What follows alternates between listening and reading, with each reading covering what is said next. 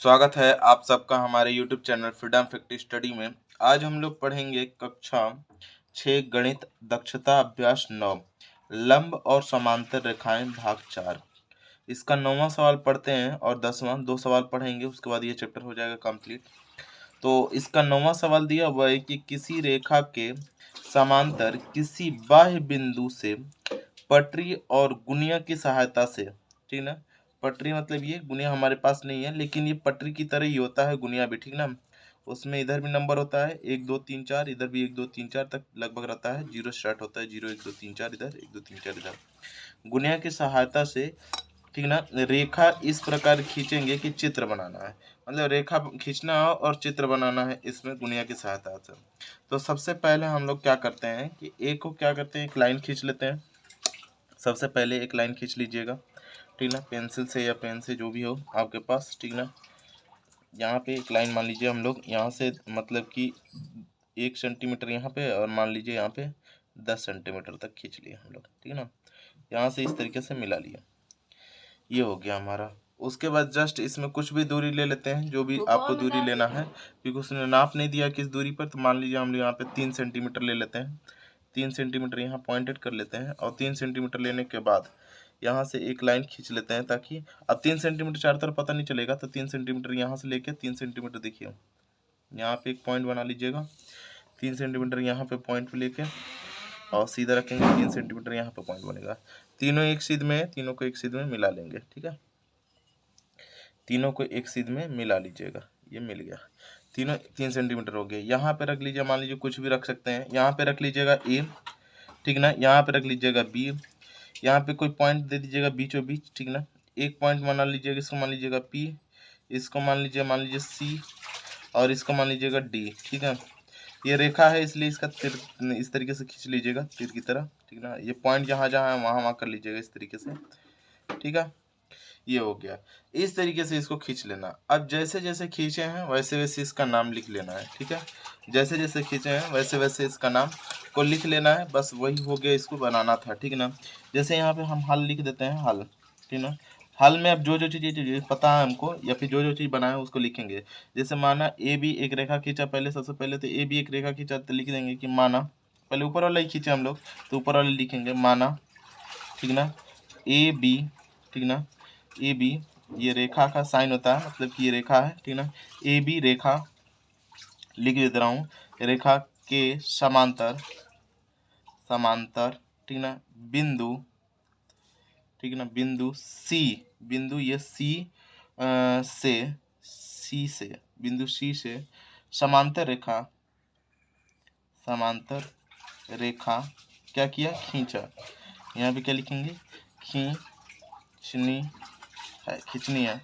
पहले इसकी समांतर रेखा हमने बताया ना कि समांतर मिलाने के लिए यहाँ से भी हम लोग लिए थे 3 सेंटीमीटर, यहाँ से भी लिए थे, यहाँ से भी लिए थे, तभी जाके समांतर हुआ, ताकि चारों दूरी, यहाँ पे भी 3 सेंटीमीटर, यहाँ पे भी 3 सेंटीमीटर और यहाँ पे भी 3 सेंटीमीटर की दूरी बनी रहे, ठीक ना। ये तो हो गया पहला पॉइंट। दूसरा पॉइंट आप लिख सकते हैं कि रेखा, ठीक ना, ए बी पर, ये रेखा ए बी पर गुनिया की सहायता से, ठीक ना, पर गुनिया का प्रयोग करके, गुनिया था नहीं तो स्केल का ही हम लोग प्रयोग किए, 3 सेंटीमीटर का, 3 सेंटीमीटर 3 सेंटीमीटर। तो इसी प्रकार से हम लोग, क्या आपके पास गुनिया होगा तो आप गुनिया का प्रयोग करिएगा। रेखा ए बी पर, ठीक ना, गुनिया, गुनिया के, ठीक ना, समकोण, समकोण वाली या बनने वाली, बनने वाली भुजा, भुजा को रखे, ठीक ना, रखिए। देखिए गुनिया दो प्रकार की होती है, गुनिया मतलब कि समकोण टाइप का रहेगा, एक स्केल टाइप का रहेगा। एक होता है ना कि ये इसमें लगा होता है, आप जब खरीदेंगे ज्योमेट्री बॉक्स तो उसमें पहले मिलता था, आपका सारा कुछ मिल जाता था। उसमें ये येलो कलर का होता था, मतलब कि, तो उसमें मतलब एक त्रिभुज टाइप का होता था, ठीक ना। तो 90 डिग्री का दिखाता था, तो उससे हम लोग 90 डिग्री का लेकर के, मतलब समकोण लेकर के खींच लेते हैं, ठीक है ना। अब तीसरा पॉइंट इसमें जो चीज़ है उसको लिखिएगा, ठीक ना। गुनिया को, ठीक ना, यहाँ पे लिखिए गुनिया को इस प्रकार, इस प्रकार पकड़िए, प्रकार पकड़िए, पकड़िए कि वह अपने स्थान, स्थान पर स्थिर रहे। मतलब जब हम लोग नापेंगे तो उसको ऐसे नापना है कि वो अपने स्थान पर क्या रहे, स्थिर रहे, ठीक ना, अपने स्थान पर क्या रहे, स्थिर रहे, स्थिर रहे। अब स्थिर जब रहेगा तभी हम लोग मापेंगे। और चौथा पॉइंट इसी में लिखिएगा, हमारे पास जगह कम इसलिए हम इधर लिख रहे हैं कि गुनिया की दूसरी भुजा से सटाकर एक पटरी रखिए। जैसे गुनिया खींच लेंगे, मतलब गुनिया को लगाएंगे, मतलब मान लीजिए कि हमारे पास ये गुनिया का कवर कर रहा है, गुनिया को हम लोग मान लीजिए इधर से नाप लिए। अब इसी तरीके से मान लीजिए गुनिया होता है तो इसको पटरी से हटा के लिखते हैं, ठीक है ना, इस तरीके से पटरी, मान लीजिए ये गुनिया है, ठीक है ना, तो इस तरीके से हटा के रखते हैं। या फिर कहने का मतलब ये समझ लीजिए कि ये गुनिया का काम कर दे रहा है पेंसिल, और ये गुनिया को इस तरीके से रख लिए और ये 90 डिग्री बन रहा है, और ये पटरी से हटा के रख लिए, ठीक है ना, ताकि एकदम सीधा लगेगा कितना ही, ठीक है ना, 90 डिग्री। इस तरीके से आपको लिखना है। तो इस तरीके से आप यहाँ पे करेंगे कि गुनिया, ठीक है ना, गुनिया की दूसरी ओर, हिल रहा है आप लोगों के पास, दिख रहा है आपको लोग को साफ साफ, गुनिया की दूसरी तरफ साफ साफ दिख रहा है कि नहीं, पहले ये बताइए। गुनिया के, गुनिया की दूसरी तरफ, दूसरी तरफ क्या करेंगे हम लोग, दूसरी तरफ से सटा कर, ठीक ना, सटा कर एक पटरी रखेंगे। एक पटरी की सहायता से पटरी रखिए, पटरी रखिएगा। जैसे हमने बताया अभी, गुनिया की तरफ से सहायता से इस तरीके से पटरी रखेंगे। पहले इधर मान लीजिए गुनिया हो गया और उसी सहायता से ये पटरी रख लिए, जो भी दोनों में से कोई भी रख सकते हैं, ये गुनिया और ये पटरी 3 सेंटीमीटर नाप करके, ठीक है ना, इस तरीके से रख लेंगे आप लोग, ठीक है। और लास्ट यहाँ 5वां लिख दीजिएगा, लास्ट यही लिखिएगा कि गुनिया को पटरी के सहारे इस प्रकार से, मतलब कि बिंदु P पर खींचिए। मतलब यहाँ पे मिलाएंगे बिंदु P तक, मतलब गुनिया को समकोण बनाते हैं। तो यहाँ पे लिख दीजिएगा आप कि गुनिया को पटरी के सहारे, सहारे, ठीक ना, सहारे क्या करेंगे, इस प्रकार रखेंगे, इस प्रकार सरकाइए। मतलब इस तरीके से सरकाना है पेंसिल को, ठीक ना, इस तरीके से सरकाइए कि, ये थोड़ा सा हमारा पेन नहीं चल रहा है, ठीक ना, सरकाइए कि बिंदु, ये द है, ठीक ना, बिंदु P, जो बिंदु ये P है, इस तरीके से यहाँ से इस तरीके से सरकाना है कि बिंदु P गुनिया से समकोण मतलब बनाने लगे।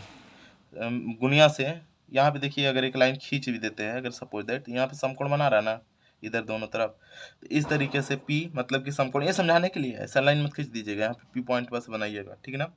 क्या हो जाएगा, इस तरीके से सरकाइए कि बिंदु P क्या करे, गुनिया के समकोण बनाने लगे, ठीक है ना, गुनिया से समकोण बनाने लगे, समकोण बनाने लगे,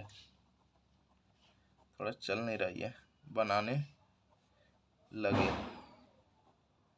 ठीक है, चल रहा है अभी, देख लीजिएगा, बनाने लगे। लास्ट एक और बच रहा है, उसको भी लिख ही लेते हैं हम लोग, ठीक है ना, लिख लीजिएगा 6ठा, ठीक है ना, कि गुनिया के सहारे सीढ़ी को, ठीक ना, यहाँ पे गुनिया के सहारे, सहारे सीधी रेखा, सीधी रेखा खींचिए, खींचिए जो P बिंदु से, ठीक ना, P बिंदु से गुनिया पर समकोण बनाता हो या P बिंदु से जाता हो, जो P बिंदु से, P बिंदु से जाए, जाए, ठीक ना। और यही रेखा, यही लिख दीजिएगा फिर, यही, यही रेखा क्या करता है, CD रेखा AB के समांतर है, समांतर है,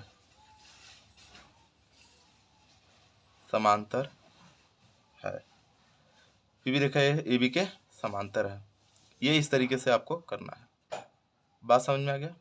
तो इस तरीके से इसको आपको करना था। अब हम लोग चलते हैं इसके अगले सवाल, 10वें सवाल पर। यदि आप लोगों को हमारी यह वीडियो अच्छी लगती है तो चैनल को सब्सक्राइब और वीडियो को लाइक और शेयर जरूर करें। 10वां सवाल हमारा दिया हुआ है कि अलग अलग चौड़ाई के 2 पटरियां मतलब लेकर उनकी सहायता से समांतर रेखाओं को दो युग्मों में खींचिए। मतलब यहाँ पे अलग अलग खींच के, क्या इसको खींच सकते हैं, इधर भी खींच सकते हैं, कोई दिक्कत नहीं है। दो युग्मों में खींचिए और दोनों स्थितियों में इसके बीच की दूरी पटरी और सेट स्क्वायर भी मिलता है उसमें, जिसमें गुणिया मिलेगा, वो जो ज्योमेट्री बॉक्स बताया उसमें खरीदेंगे सब मिल जाता है, ठीक है ना। पूरा सेट ही, ठीक है ना। सेट स्क्वायर की सहायता से ज्ञात कीजिए। तो सेट स्क्वायर की सहायता से अगर ज्ञात करना है, जिसमें से विशेष इसमें दिया हुआ है, ध्यान से देखिएगा कि निम्नलिखित चित्र में ये चित्र में यदि यहाँ पे कोण, यहाँ ए बराबर कितना दिया है 50, ए बराबर इसकी वैल्यू कितना दे दिया हमारा 50 डिग्री, और सी की वैल्यू दे दिया हमारा 60 डिग्री, ठीक है ना। यहाँ पे ध्यान से देख लीजिएगा, सी बराबर कितना दे दिया 60 डिग्री। बी की वैल्यू पूछ रहा है, तो देखिए एक प्रकार से ये त्रिभुज बन रहा है ए बी और सी। तो यहाँ पे देखिए ये 50 है और ये 60 है, तो 110, और त्रिभुज के तीनों कोणों का मान 180, 180 में से 110 घटेगा तो कितना बचेगा हमारा 70। तो इसका आंसर तो हो जाएगा हमारा 70, ये आंसर हो जाएगा। लेकिन बनाना है, इसको सॉल्व करना है, तो कैसे करेंगे वो देखिए। जो चीज पता है ये तो पता है, दिया हुआ है जो चीज, अब लिखेंगे हल में। यहाँ पे लिखेंगे हल, मैं तो बता दे रहा हूँ, इसको हल कैसे करेंगे वो देख लीजिए। पहले लिखेंगे कोण ए बराबर दे दिया हमारा कितना 50 डिग्री, और कोण सी बराबर दे दिया हमारा कितना, सी बराबर दे दिया 60 डिग्री। अब लिखेंगे कि हम, ठीक ना, जानते हैं कि त्रिभुज के तीनों अंतःकोणों का योग, ठीक ना, त्रिभुज के तीनों अंतःकोणों का योग, तीनों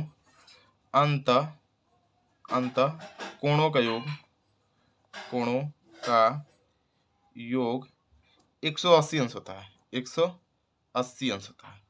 इसलिए यहाँ पे हो जाएगा अतः कोण ए प्लस कोण बी प्लस कोण सी बराबर 180 डिग्री। तो कोण ए की वैल्यू जो पता है वो लिख दीजिए 50 डिग्री, कोण बी की वैल्यू नहीं पता तो कोण बी लिखिए, क्योंकि ज्ञात करना है। अब कोण सी की वैल्यू हमको पता है, कितना हो जाएगा हमारा 60 डिग्री, तो 60 डिग्री बराबर 150 है, तो 180 है तो 180 कर लेंगे। अब ये 60 हो गया और 50 हो गया, तो 60 और 50 दोनों को जोड़ देंगे, कितना हो जाएगा हमारा 110 डिग्री, प्लस यहाँ पे हो जाएगा कितना कोण बी, और बराबर कितना हो जाएगा हमारा 180 डिग्री। अब ये प्लस है, उधर क्या हो जाएगा माइनस, मतलब कोण बी बराबर यहाँ पे 180 और माइनस यहाँ पे हो जाएगा हमारा 110। तो कोण बी बराबर कितना हो जाएगा हमारा, कोण बी बराबर 180 में से 110 घटेगा तो कितना बचेगा 70 डिग्री, और यही इसका क्या हो जाएगा आंसर हो जाएगा।